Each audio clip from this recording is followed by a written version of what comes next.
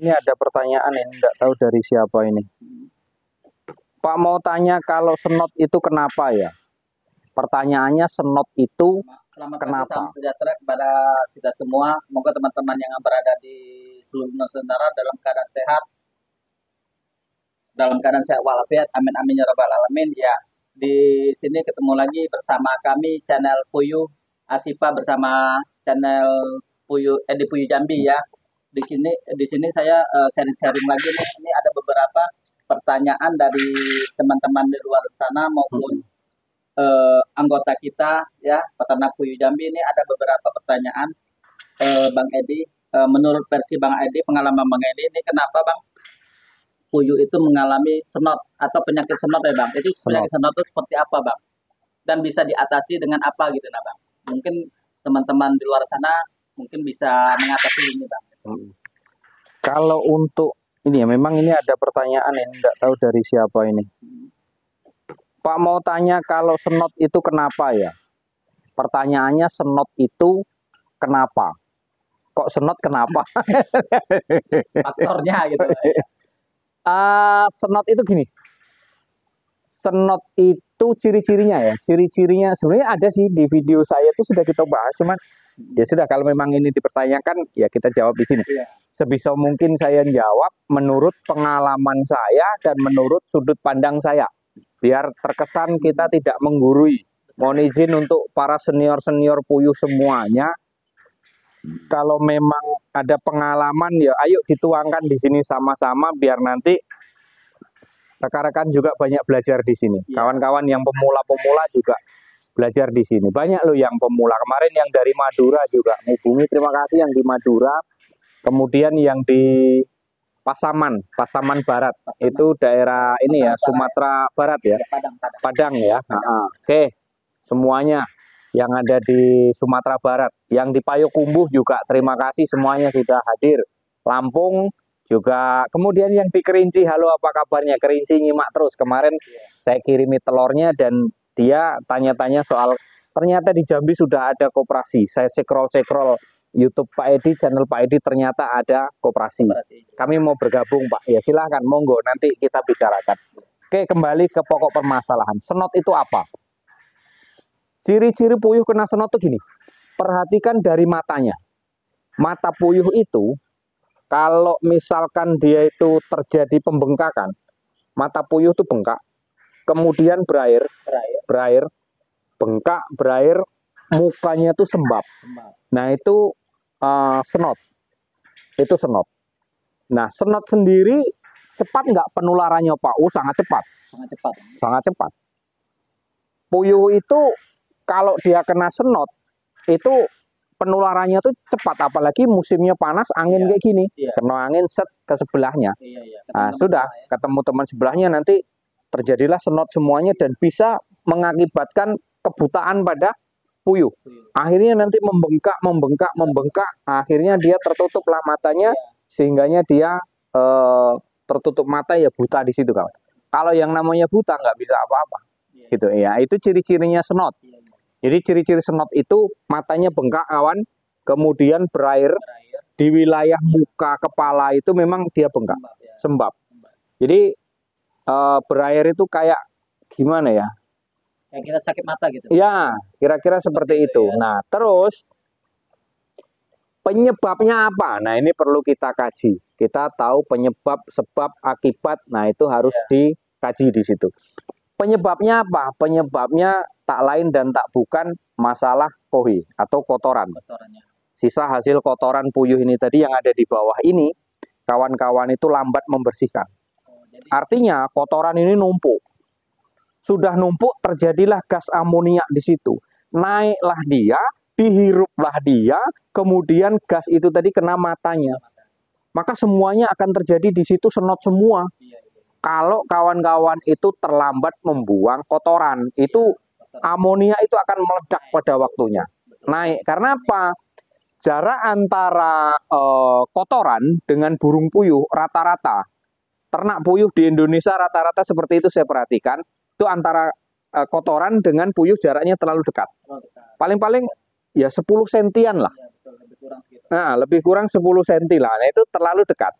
Harusnya di setiap hari dibersihkan, jaga kebersihan. Apalagi kalau populasi banyak loh. Iya, betul.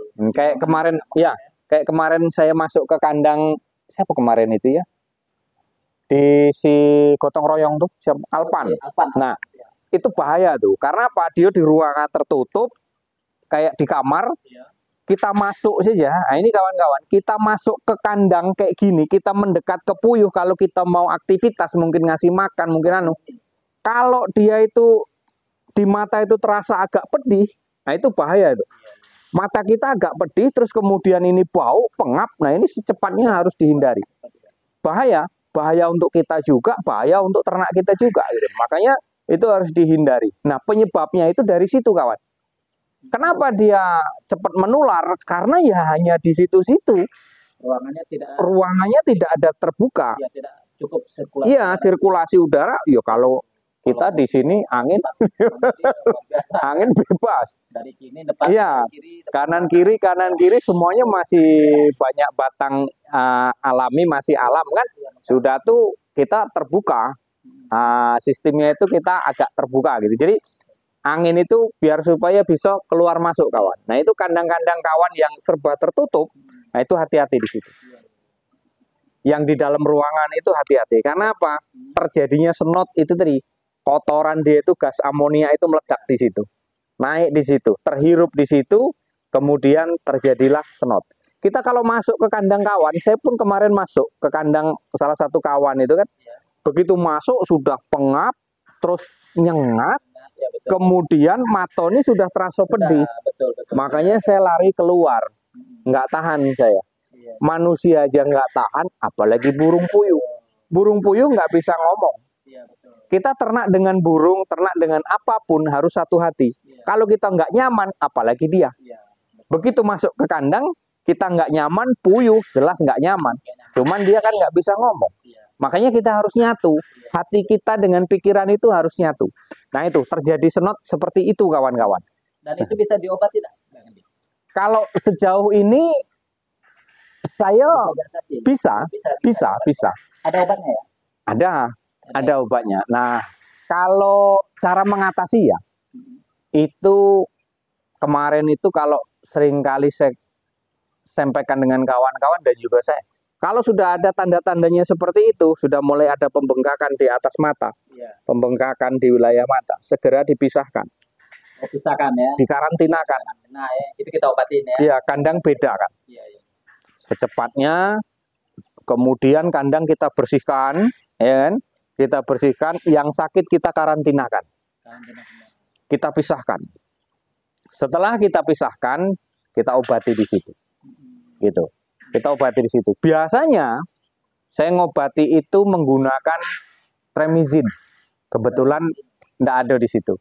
Kebetulan murah kok itu. Pakai ditetes ke matanya. Enggak. Dimakan. Kita berikan air minum. Diminum. Diminum.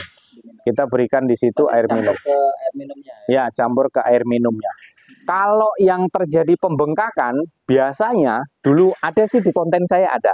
Kalau dia terjadi pembengkakan, nah ini saya nggak tahu nih.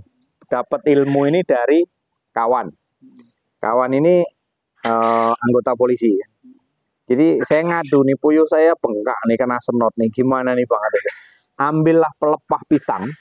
Pelepah pisang itu kita ambil, pangkas pakai pisau, kan ada getahnya netes tuh. Nah, getahnya tuh teteskan ke yang bengkak itu. Besok pagi kempes lah itu Mas, kata dia. Saya coba kayak gitu, kempes besok pagi. Iya, hebat betul itu mujarab nih kata gue kan. Nah, sehingganya saya pakai itu. Pisangnya pisang apa? Bebas. Ada di video saya tuh ada. Yang inti getahnya itu harus diratai ke bagian senot. Iya, bagian senot. Artinya gini Bang Edi, saya kalau pakai getah kayaknya dingin ya. Ya, bisa jadi. Itu mungkin untuk mengurangi kempes. Panasnya itu ya. Dia kempes. Ya lah, seperti kita kan sakit mata nih Bang Edi. Kalau sakit mata kan terasa panas. Iya, makanya kita terkadang itu pakai kain dingin. Masuk akal juga. Masuk akal juga. Memang boleh dicoba tuh teman-teman. Iya, saya kemarin nyoba, ada di video saya. Pernah saya coba seperti itu. Memang dia kempes. Kempes, sehat memang. Nah, jarak 2 hari balik bengkak lagi. Saya kasih lagi. kempes. Iya. Sampai ketiga kali saya kasih lagi kempes. Sudahnya sudah Sudah sehat. hilang sehat. Balik normal ya. Balik normal lagi. Kalau untuk pelepah pisang no kanan kiri saya banyak. Tentunya di setiap kandang teman-teman pasti ada tuh. Ya, kalau batang pisang kan di mana tempat kan ada itu. Nah, Iya. seperti itu kawan, kalau senot itu terjadinya senot itu ciri-cirinya itu tadi. Darah. Mata bengkak, berair, kemudian mulai ada benjolan, itu sudah parah tuh kalau mulai ada benjol. Mata tuh mulai sipit gitu loh kawan, mulai sipit karena dia ada pembengkakan di situ. Berair. Penyebabnya itu tadi kotoran terlambat naik, terlambat kita bersihkan, buang, dan juga sirkulasi udara tidak mendukung. Iya, benar-benar. Perlu sirkulasi udara itu sangat perlu kawan. Kalau tidak sirkulasi udara itu kalau tidak kita atur sedemikian rupa, siap-siap dah penyakitan. Itu. Benar-benar. Kita pun penyakitan puyuh pun. Nah, kayak gitu.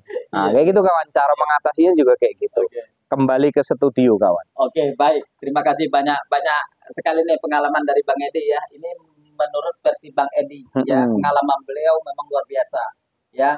Jadi akibat senot itu banyak sekali ya, terutama kata Bang Edi tadi ya, lambatnya kotoran. Jadi sehingga kesamonnya naik ke arena atau area kandang puyuh sehingga puyuh menyedot.